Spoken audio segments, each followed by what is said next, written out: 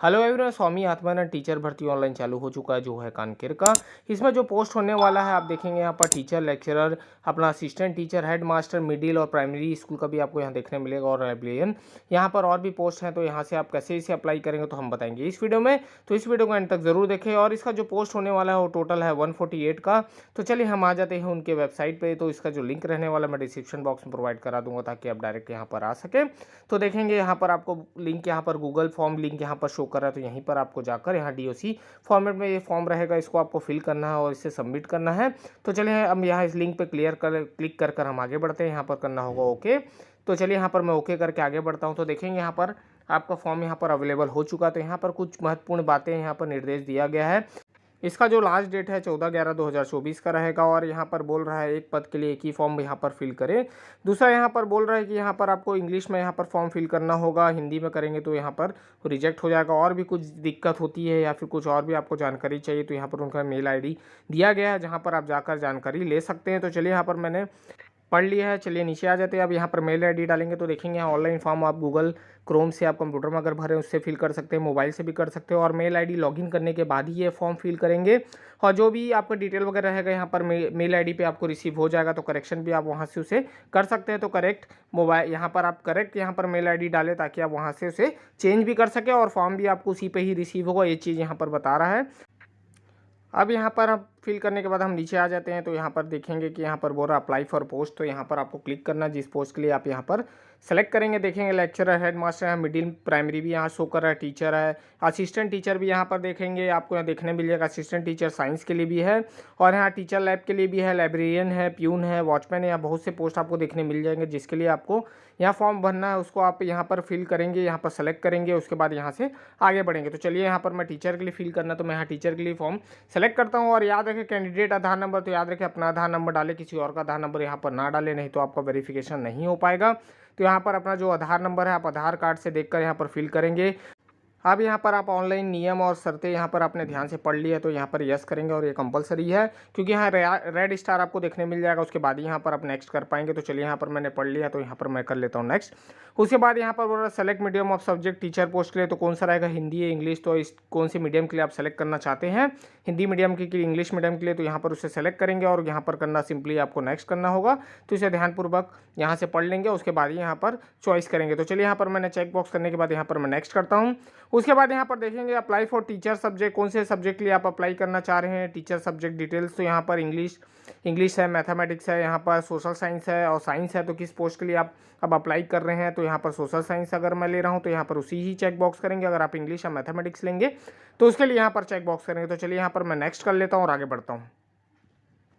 अब यहाँ पर आपकी जानकारी, यहाँ पर डिटेल, नेम ऑफ कैंडिडेट वगैरह डिटेल्स यहाँ पर आपको फिल करना। तो याद रखिए हिंदी में फिल नहीं करेंगे, ये अंग्रेजी पे ही पूरा फॉर्म फिल होने वाला है। तो यहाँ पर चलिए मैं कैंडिडेट नेम एंटर कर लेता हूँ, फिर फादर नेम है, मदर नेम, फिर जेंडर यहाँ पर आपको सेलेक्ट करना है। फिर उसके बाद चलिए फिर मैं नीचे आ जाता हूँ। नीचे आने के बाद यहाँ पर कैटेगरी आपको चॉइस करना है, अपना कैटेगरी चॉइस करेंगे। फिर डीओबी और डेट ऑफ बर्थ आपको चॉइस करना है। उसके बाद आपका पूरा एड्रेस यहाँ पर आपको फिल करना है, पोस्टल एड्रेस यहाँ पर आप कैंडिडेट का जो रहेगा उसको आपको यहाँ पर फिल करना है और आगे बढ़ना है। तो चलिए मैं इसे फिल कर आगे बढ़ लेता हूँ। तो अगर आपको नहीं समझ में आता तो आधार में जो रिलेटेड आपका एड्रेस होगा उसी को ही आप यहाँ पर एंटर कर सकते हैं। तो चलिए यहाँ पर मैं उसे एंटर कर लेता हूँ। अब एंटर करने के बाद चलिए यहाँ पर मैं नीचे आ जाता हूँ। नीचे आने के बाद यहाँ पर मोबाइल नंबर बोल रहा है, तो उसमें बोल रहा है अगर व्हाट्सअप नंबर है इफ़ एनी तो उसे भी आप यहाँ पर डाल सकते हैं आपका मोबाइल नंबर। और यहाँ पर अगर आपका सीजी का निवास है तो यस करेंगे। और यहाँ पर 5वीं क्लास में आप इंग्लिश मीडियम लिए थे कि हिंदी मीडियम या अदर लैंग्वेज था, तो यहाँ पर अदर का भी ऑप्शन आपको शो कर देगा। तो चलिए यहाँ मैंने इंग्लिश मीडियम लिया था। फिर 8th क्लास में आपने कौन सा मीडियम लिया था, 10, 12 सबका यहाँ पर आपको डिटेल यहाँ पर पूछ रहा है।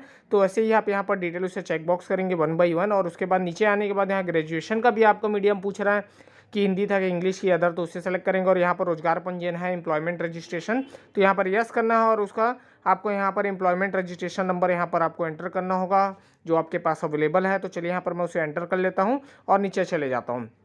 चलिए तो अब नीचे जाने के बाद यहाँ पर रजिस्ट्रेशन वैलिड अप टू, तो याद रखें जब तक वैलिड है वही वैलिड डेट यहाँ पर डालेंगे। मान लीजिए जैसे 2025 या 2026 का आपका वैलिडेशन है, या मान लीजिए आपका 2024 का भी बचा हुआ है, वही वैलिड अप टू का ही यहाँ पर डेट डालेंगे। तो चलिए मैं डेट डाल लेता हूँ। उसके बाद ग्रेजुएशन आपने कौन सा सब्जेक्ट लिया था उसे आपको एंटर करना है, कौन सा यूनिवर्सिटी था, और आपका यहाँ पर बोल रहा है ऑप्टेन ग्रेजुएशन मार्क्स कितना था। तो याद रखें, अगर आप एग्रीगेट निकाल कर ही यहाँ पर आपका मार्क्स यहाँ पर एंटर करेंगे, याद रखें ये चीज़, लास्ट ईयर का बस नहीं एंटर करेंगे। आपको 3 साल का हो या 5 साल का कोर्स हो, या तो उसका पूरा एग्रीगेट आपको यहाँ पर निकालना है। उसके बाद यहाँ पर टोटल मार्क्स कितना था एग्रीगेट का और टोटल ऑब्टेंड आपका कितना था वो आप एंटर करेंगे। तो यहाँ पर टोटल मार्क्स जो था आपको वो एंटर करेंगे। उसके बाद यहाँ पर टोटल निकाल कर आप उसको परसेंटेज निकाल कर आपको यहाँ एंटर करना है। अगर क्वालिफिकेशन यहाँ पर पूछ रहा है बीएड आपने किया है तो यस करेंगे, यहाँ पर बीएड पे टिक करेंगे, नहीं है तो यहाँ पर नो पे टिक करेंगे। तो चलो मैंने बीएड किया था तो यहाँ पर बीएड पे टिक करके नेक्स्ट करेंगे। अब ये यहाँ पर पूछ रहा है डिक्लेरेशन, तो यहाँ डिक्लेरेशन में आपको चेक बॉक्स करना है, ये ज़रूरी है, नहीं तो आप आगे नहीं बढ़ पाएंगे। तो यहाँ पर मैं डिक्लेरेशन चेक बॉक्स करने के बाद यहाँ पर सिंपली मैं करूँगा सबमिट। अगर अभी भी आपको चेंज करना है तो बैक का बटन है, यहाँ पर चेंज कर सकते हैं। तो देखिए अभी एडिट भी आप यहाँ पर कर सकते हैं, एडिट योर रेस्पॉन्स का भी है, यहाँ पर आपको ऑप्शन अभी शो कर रहा है। अगर आपको लगता है कि सबमिट अनदर रेस्पॉन्स तो वहीं पर आपको फिर से फॉर्म फिल करने के लिए आ जाएगा, अगर आपको दूसरा फॉर्म आपको फिल करना है तो।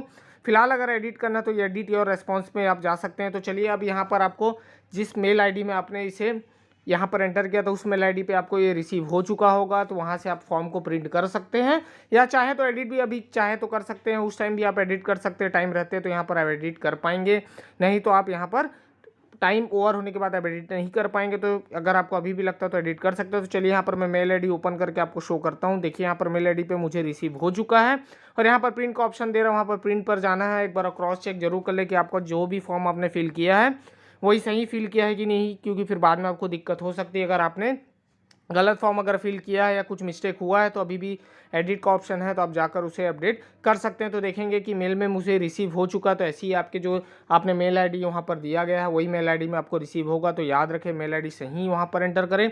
एक बार क्रॉस चेक जरूर कर ले कि मेल आईडी मैंने सही वहाँ पर एंटर किया है कि नहीं, तो फिर बाद में आपको दिक्कत हो सकती है। और इसे मेल पर ज़रूर चेक करें कि आपको मेल पे रिसीव हो रहा है कि नहीं हो रहा है। अगर नहीं हो रहा है तो यहाँ पर आप अपना मेल आईडी ज़रूर चेक करें, कहीं आपने मेल आईडी गलत तो आपने फिल नहीं कर दिया। अगर किया है तो तुरंत उसे चेंज कर उसे अप्लाई कर सकते हैं। अगर कुछ दिक्कत आता है तो आपको वहाँ पर मेल आईडी दिया गया है कुछ जानकारी के लिए, तो वहाँ से आप उसे अप्लाई कर सकते हैं। और याद रखें ये फॉर्म पूरा अंग्रेजी में ही फॉर्म फिल करना है, तो ऐसे ही आप अपना फॉर्म फिल करेंगे, हिंदी में फॉर्म फिल नहीं करें। और जो भी पोस्ट था मैंने बता दिया यहाँ पर टोटल पोस्ट वगैरह। तो चलिए फिर ऐसी मैं इंटरेस्टिंग वीडियो बनाते रहूँगा। मिलता हूँ नेक्स्ट वीडियो के साथ। Thank you.